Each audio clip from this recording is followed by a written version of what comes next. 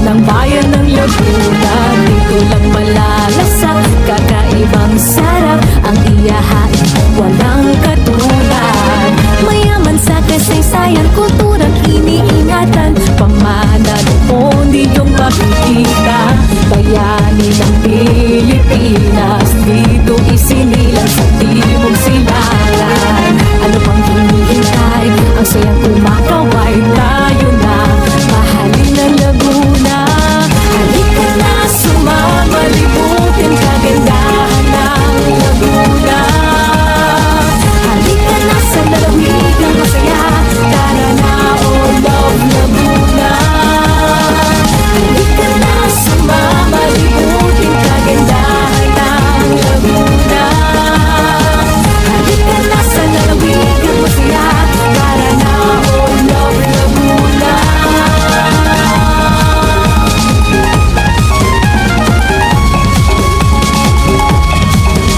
Biyahe na, tayo na, sama na, tara na sa Laguna. Biyahe na, tayo na, sama na, tara na sa Laguna. Biyahe na, tayo na, sama na, tara na sa Laguna. Halika na, sumama, libutin kagandahan ng Laguna. Halika na sa lalawigang masaya, tara na, oh love Laguna. Halika na, sumama, libutin kagandahan ng Laguna. Halika na sa lalawigang masaya, tara na, oh love Laguna. Di ba nagmakita ang hawak puto ng bayan ng Laguna? Dito lang malalasak, kakaibang sarap ang iyahain, walang katulad. Mayaman sa kasaysayan, Ang karosa ng lungsod ng San Pablo ay sumasalamin sa mayamang kultura at kabuhayan ng pamayanan. Ang hagdang bato na matatagpuan sa hilagang dilisdis ng lawa ng Sampaloc na ipinatayo noong 1915. Ito ay nagsisilbing masayang tagpuan ng mga mamamayan at dayuhang mamamasyal, magja-jogging, maglalakad at mamamaybay sa paligid ng lawa sa araw-araw. Pinangangalagaan ito ng lokal na pamahalaan sa ilalim ng RA 1006 o kinikilalang Heritage Act of 2009. Ang hagdang bato ay isa sa mga mahahalagang elemento ng opisyal na selyo ng lungsod na sumisimbolo sa patuloy na paakyat o pag-unlad ng kabuhayan at pamayanan. Ang mga bahay kubong inukit sa bunot at baon ng niyog na nakapalumuti sa paligid ng karosa ay kumakatawan sa 80 barangay na nagkakaisa para sa maunlad at matatag na lungsod ng 7 lawa. Binuo ang karosa sa pamamagitan malikhaing paggamit ng iba't ibang bahagi ng niyog, ang puno ng buhay na pangunahing produktong agrikultural ng lungsod ng San Pablo. Nagmula sa milyong-milyong ani ng niyog ang kayamanan ng buong bayan, simula pa noong panahon ng mga Kastila taong 1700s. Ito ang dahilan upang ang San Pablo ay tanghaling isa sa mga unang naging lungsod sa buong bansa sa pamamagitan ng Commonwealth Act No. 520 na nilagdaan ni dating Pangulong Manuel Luis Quezon noong ika-7 ng Mayo taong 1040. At dahil sa masaganang ani mula sa niyog, naging magaan, marangya at masaya ang naging buhay ng bawat pamilyang San Pableño. Kasabay ng pag-unlad ng kabuhayan ng pag-unlad ng mayamang kultura ng lungsod ng San Pablo. Masaya, makulay at buong siglang ipinagdiriwang tuwing Enero ng taon sa pamamagitan ng Coco Festival at pinagmamalaki sa taunang Anilag Festival. Halina at makiisa, ibahagi, ipagmalaki at ibandera ang angking pamana ng bawat bayan ng lungsod ng lalawigan. Sama-sama tayo sa tuloy-tuloy na saya sa Laguna.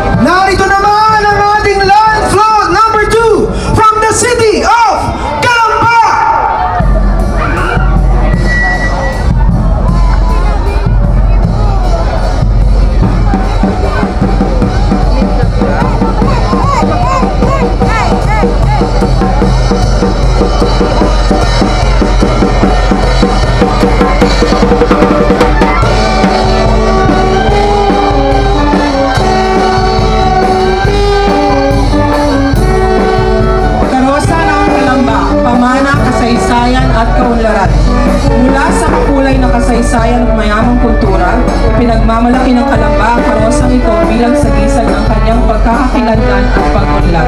Makikita dito ang mahalagang lugar ng lungsod tulad ng Calamba City Hall na kumakatawan sa matatag at progresibong pamamahala. Ang simbahan ni San Juan Bautista kung saan bininyagan si Dr. Jose Rizal at ang museo ni Jose Rizal, ang tahanan ng ating pambansang bayani na siyang pinagmulan ng kanyang mga unang pangarap at alikain para sa mamamayan. Bilang isang kanyang na destinasyon sa rehiyon at kinikilalang hot spring capital of the Philippines, tampok rin sa float ang mga hot spring resorts ng Calamba, na likas na biyaya ng bundok makiling at patuloy na nagbibigay ng lunas sa mga karamdaman ng mga nagbababad sa mga ito, at nagbibigay din ng kabuhayan sa maraming pamilya sa mga barangay kung saan matatagpuan ang mga ito. Kasama rin dito ang mga ani ng Calamba tulad ng kape at mais. Makikita ang babaeng may hawak na banga, isang sagisag mula sa alamat ng Kalan Banga na pinagmulan umano ng pangalang Calamba. Ito ay isang paalaala sa mayamang kasaysayan ng lungsod at sa patuloy nitong pag-usbong bilang sentro ng kultura, turismo at industriya sa Laguna. Sa karosang ito, makakasama natin ang mga pinuno kalambagong pamahalaan sa pangunguna ni na Mayor Ross Rizal, Honorable Vice Mayor Angelito S. Lazaro, City Councilor Kat Silva. Ang kanilang presensya ay sumasailalim sa patuloy na pagtataguyod ng kultura, turismo at maunlad ng kinabukasan ng Calamba. Ang karosang ito ay isang makabuluhang salaysay ng kasaysayan, kabuhayan at kinabukasan ng Calamba. Ang bayan ng ating pambansang bayani at tahanan ng kalambagong pamahalaan. Mabuhay ang Calamba, bayan ng bayani! Vice Mayor Angelito S. Lazaro and Honorable Mayor Roseler H. Rizal, palakpakan po natin ang City of Calamba!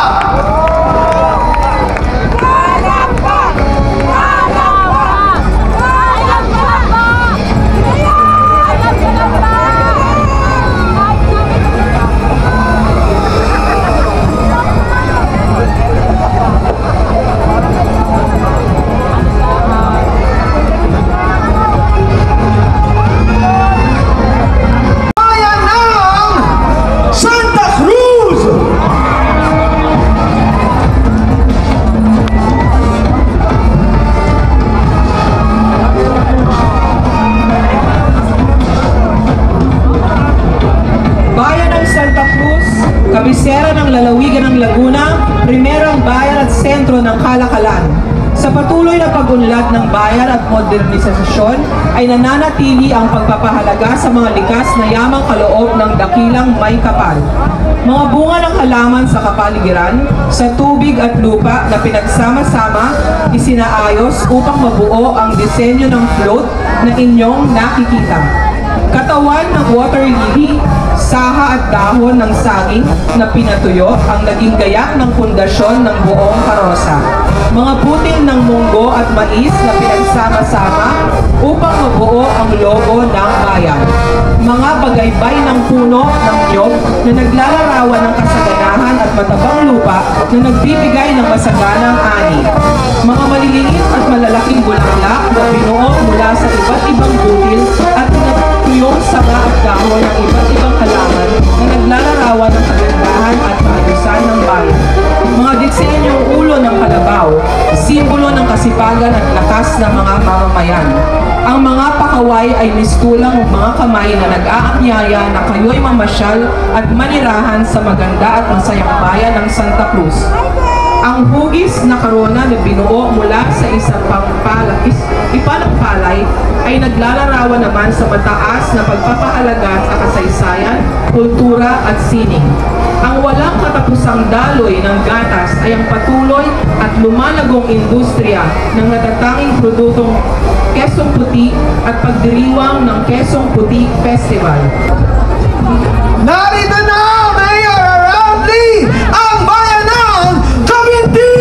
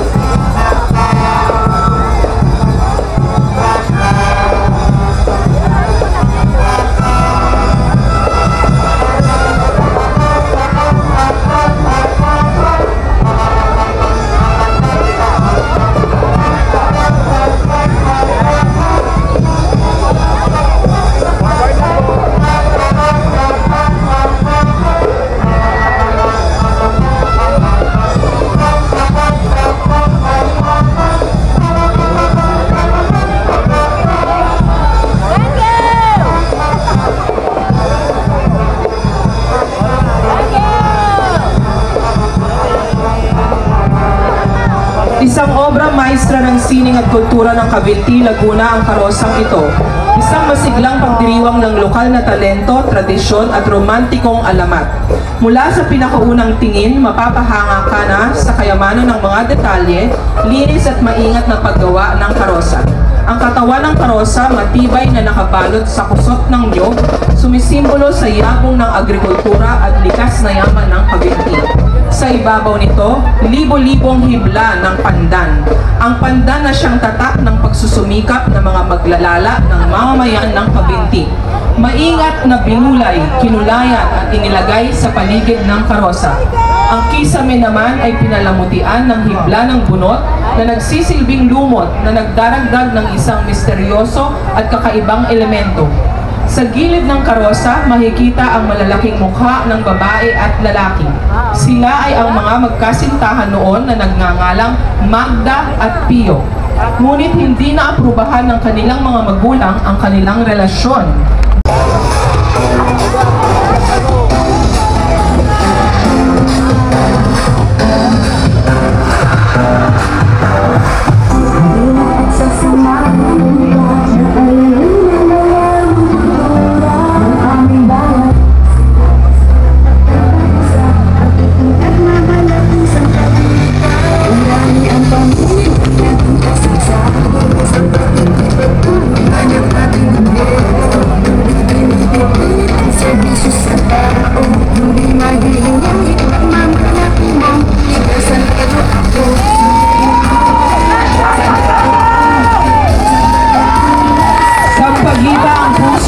Pagkakaisa. Kilala ang bayan ng San Pedro bilang Sampaguita Capital of the Philippines. Ginugunita ang Sampaguita Festival upang bigyang diin ang kahalagahan nito sa kultura ng bayan at pagyabungan ang industriyang ito. Tampok sa karosa ang mga manok na nagsisimbolo ng kasaganahan ng makabagong San Pedro. Ang arko at mga susi naman ay sumisimbolo sa pagbubukas at mainit na pagtanggap ng bayan sa mga lokal at dayuhan nito.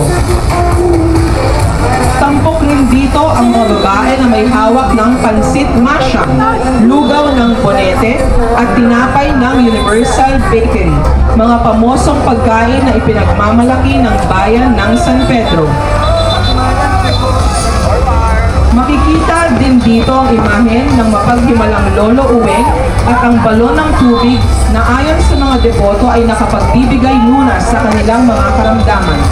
Sa tuktok nito ay makikita din ang krus ng San Pedro Tunasan na nagsilbing kanlungan, ligaya at lakas ng mga San Pedrense sa panahon na may pandemya. Sa bawat bulaklak na inaalay at sa bawat sayaw na isinisigaw, itinatampok ang kasaysayan at kagandahan ng San Pedro na nag-uumapaw ng pagmamalaki, pagkakaisa at pag-asa para sa progresibong kinabukasan ng bayan. Muli, our lads mula sa bayan ng Victoria!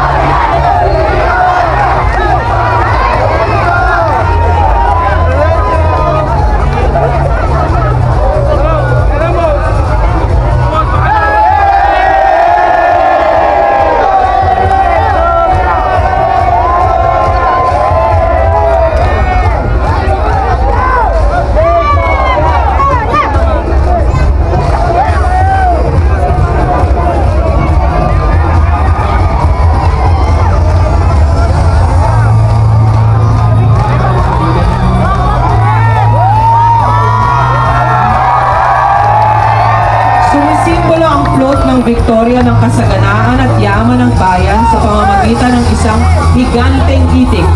na kinakasama ng siyam na maliliit na itik na kumakatawan sa siyam na barangay nito. Ang bangka naman na kasama sa disenyo ay nagpapahiwatig ng pag-asa, pagsisikap at kabuhayan ng ating mamamayan. Isang patunay na malaking bahagi ang lawa ng Laguna sa pamumuhay ng mga mamamayan nito. Ipinapakita rin sa float ang masaganang ani ng Victoria, ang masasarap na isda, alay, suso, bibingka, itlog na maalat at tinulog na itik, mga produkto na nagpapatunay sa yaman ng kanilang lupain. Higit pa sa kasaganaan, ipinagmamalaki rin ng Victoria ang malapit na pananampalataya ng mga mamamayan na makikita sa kulturang penitensya at Flores de Maria. Sa kabuuan, ang Victoria ay isang bayan na mayaman sa Number 7, ang bayan ng Paite!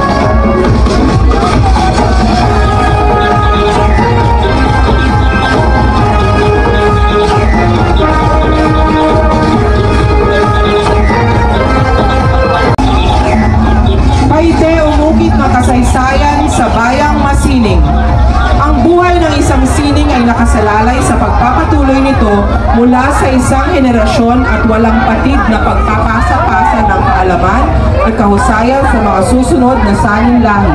Ang Paite na kinilala bilang Carving Capital of the Philippines at Arts Capital of Laguna, ang sining ng pag-uukit ay itinuturing na isang pamanang lahi. Sa bawat pagpukpok ng bakal ng Paite, sa bawat pag-ulman gamit ang papel de liha, sa bawat pagkulay at pagpintas sa obra, lumalabas ang isang matibay na likha. Ito ang tradisyon ng paglililong sa Paite, Laguna, ang carving capital ng bansa. Mula Hilaga hanggang Timog ay naroroon ang mahusay umukit. Masasabing ang pag-uukit ay isa sa likas na talinong nakakapagloob sa kulturang katutubo at ang Paite ay Kasama rin si Consel Fadul mula sa bayan ng Paite.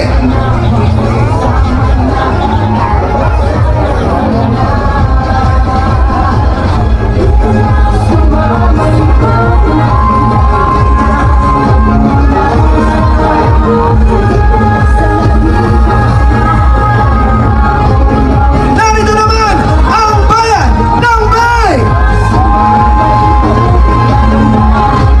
ani ng maghahalaman mula sa tahanan ng tatlong Maria na sina Basilisa, Angela at Elena at ang unang kabisera ng lalawigan ng Laguna, ang bayan ng Bay.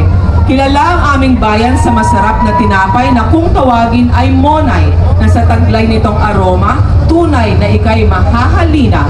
Mula sa makulay na kwento ng aming bayan, kapanapanabik din ang makukulay na halaman at bulaklak ng iyong masisilayan habang pinabagtas mo ang kahabaan ng kakalsadahan. Kaya kami ngayon tinaguri ang The Garden Capital of Laguna. Sa patuloy na pag-ikot ng panahon, ang bayan ng Bay ay matuturing na isa sa mga mauunlad na bayan sa ikalawang distrito ng lalawigan. At dahil sa pagtutulungan ng mga Bayenyos, ay patuloy na napapayabong ang komersyo, turismo, kultura at sining ng bayan. Ang land float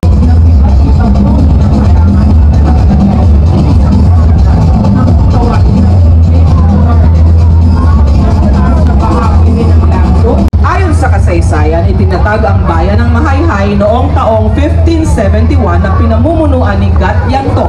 Kaya ang bayang ito ay tinuring na isa sa pinakamatandang bayan sa Pilipinas.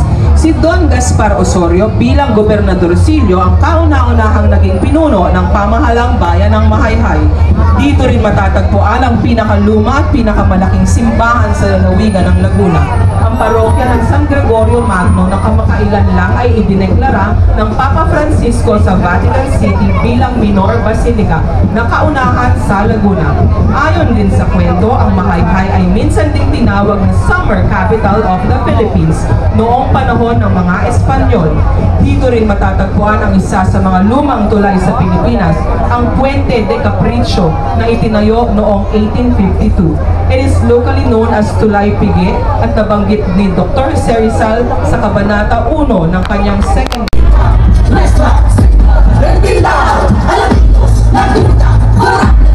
Alaminos, Laguna, Philippines.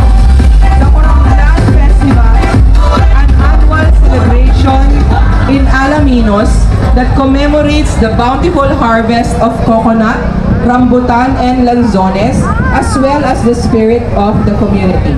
The float showcase during this Santa Rosa!